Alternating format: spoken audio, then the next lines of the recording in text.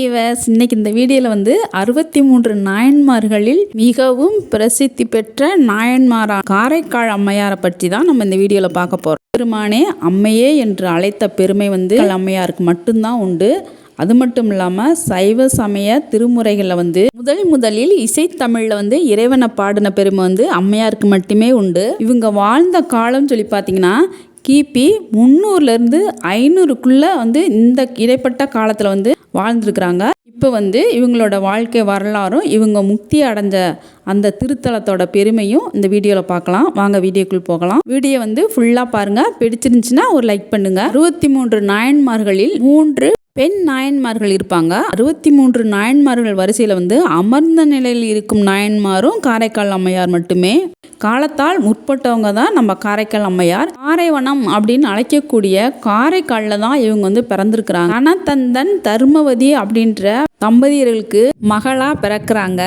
இவங்களுக்கு அப்பா அம்மா வைத்த பெயர் என்னன்னு பார்த்தீங்கன்னா திலகவதி அப்படின்ற பெயர் தான் இவங்களுக்கு வச்சிருக்கிறாங்க. அம்மையார் வந்து சிறு வயதிலே வந்து சிவபக்தராக வந்து விளங்கியிருக்கிறாங்க. சிவன் மீது வந்து அளவற்ற அன்பும் பக்தியும் கொண்டவர்களாக வந்து திகழ்ந்திருக்கிறாங்க. சிறிது காலம் சென்ற பின்னாடி அவங்களுக்கு திருமணமும் நடக்குது. அவர் கணவர் பேர் என்னன்னு பார்த்தீங்கன்னா பரமதத்தன் அப்படின்றவருக்கு வந்து திருமணம் பண்ணி வைக்கிறாங்க. கணவர் வந்து வணிக தொழில் வந்து பண்ணிட்டு இருக்காரு.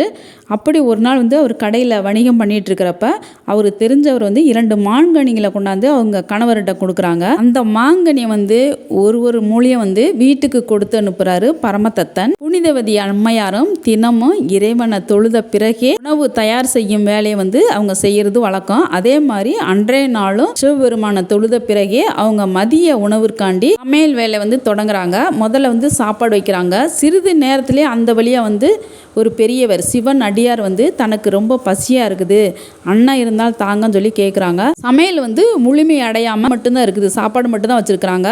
இருந்தாலும் அடியவர் கேட்டுட்டாரேன்னு சொல்லிட்டு அந்த சாப்பாட்டோட தயிரும் அந்த தயிரோடு சேர்த்து மாங்கனி 2 மாங்கனி அவங்க கணவர் கொடுத்த மாங்கனியில் ஒரு மாங்கனியை மட்டும் அந்த அடியாருக்கு வந்து சாப்பிட்றதுக்கு பரிமாறுறாங்க.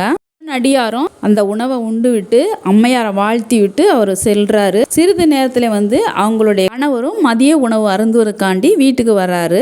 சமைத்து வைத்த பலவித பதார்த்தங்களோட உணவு வந்து பரிமாறுறாங்க. கணவர் கொடுத்து அனுப்பிய 2 மாங்கனியில் 1 இருக்குது இல்லையா, அதையும் தன் கணவருக்கு வந்து கொடுக்குறாங்க. அந்த மாங்கனியை சாப்பிட்ட தன் கணவர் வந்து இன்னொரு மாங்கனியை எடுத்துட்டு வருமாறு தன் மனைவியிடம் சொல்றாங்க. உடனே புனிதவதி அம்மையாருக்கு வந்து செய்வது அறியாது தேய்க்கிறாங்க. எதனாலனா இன்னொரு மாங்கனியை வந்து சிவனடியாருக்கு வந்து அவங்க பரிமாறிட்டாங்க. அதனால மறுபடியும் வீட்டுக்குள்ளே போய் அவங்க வந்து இறைவனை வந்து மனமுருக வேண்டுறாங்க. வேண்டுதலின் பலனா வந்து மாங்கனி வந்து அவங்க கைக்கு வருது. மாங்கனி கிடைத்த உடனே அம்மையாருக்கு ரொம்ப சந்தோஷமாயிடுது. அந்த மாங்கனியை வந்து மறுபடியும் தன் கணவர்கிட்ட வந்து கொடுக்குறாங்க. கணவரும் அதை வந்து சாப்பிட்றாரு. ஆனால் அவருக்கு வந்து ஒரு சந்தேகம் வருது. நான் முதலில் சாப்பிட்ட மாங்கனியோட சுவை வந்து குறைவாக இருக்கிறது, இப்போ கொடுத்த மாங்கனியோட சுவை வந்து ரொம்ப அதிகமாக இருக்குது, என்ன காரணம்னு சொல்லி கேட்குறாரு. உடனே அம்மையாரும் நடந்த நிகழ்வுகள் எல்லாத்தையுமே சொல்கிறாங்க. ஆனால் அவங்க சொன்னதை நம்பாத தன் கணவர் வந்து திருப்பி ஒரு மாங்கனியை வந்து இறைவனிடம் பெற்று தருமாறு கேட்குறாங்க. அம்மையாரும் இறைவனை வேண்ட கனி ஒன்று கிடைக்கிறது.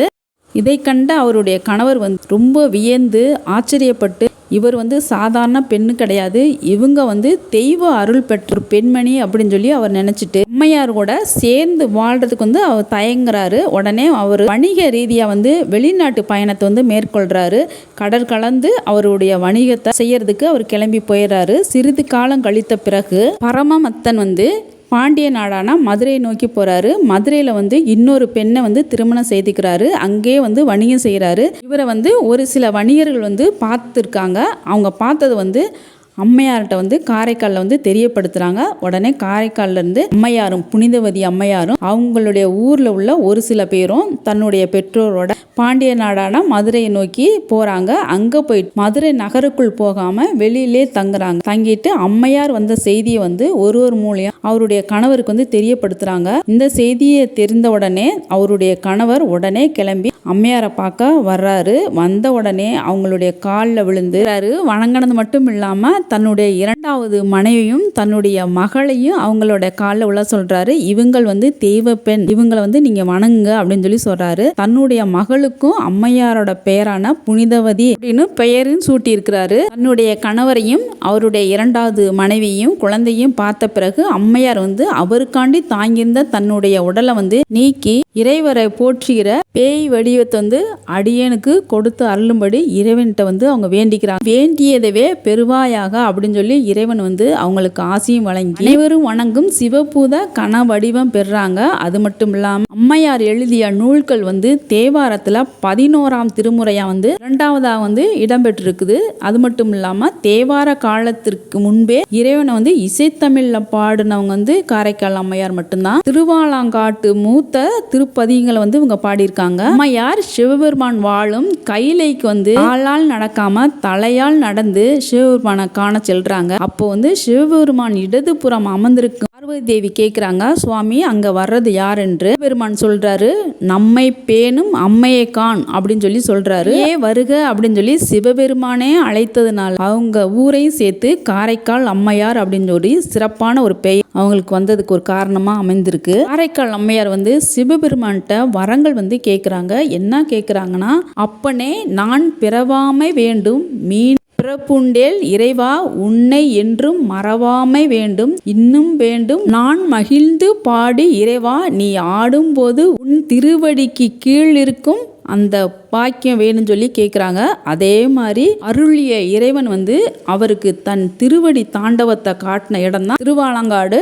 இறைவன் வந்து திருவாலங்காட்டிற்கு வர பணிந்து அங்கு அருளிய இறைவன் வந்து தன் திருவடிக்கு கீழ் என்றும் அருள் புரிந்த இடம் தான் இந்த திருவாலங்காட்டில் இருக்கிற வடாரணேஸ்வரர். இங்கே வந்து தேவர் சிங்க பெருமான் அப்படின்ற ஒரு பெயரோடையும் சிவபெருமான் வந்து காட்சி கொடுக்குறாரு. உற்சவர் வந்து ஸ்ரீ ரத்தின சபாதீஸ்வரர், அம்பாள் வந்து வண்டார் குழலி, உற்சவத்தாயர் வந்து சமி சீனாம்பிகை, விருட்சம் வந்து ஆலமரம். இங்கே தீர்த்தம் பார்த்தீங்கன்னா முக்தி தீர்த்தம். அங்காட்டு ஆலயத்தை பற்றின முழு விவரத்தோட நம்ம சேனல்லே கொடுத்துருக்கோம். சைவ சமய 63 நாயன்மார்களில் இன்றைக்கு வந்து காரைக்கால் அம்மையாரை பற்றி நம்ம பார்த்துருக்கோம். அடுத்த ஒரு சூப்பரான வீடியோவில் உங்களை பார்க்குறேன். பாய் பாய்.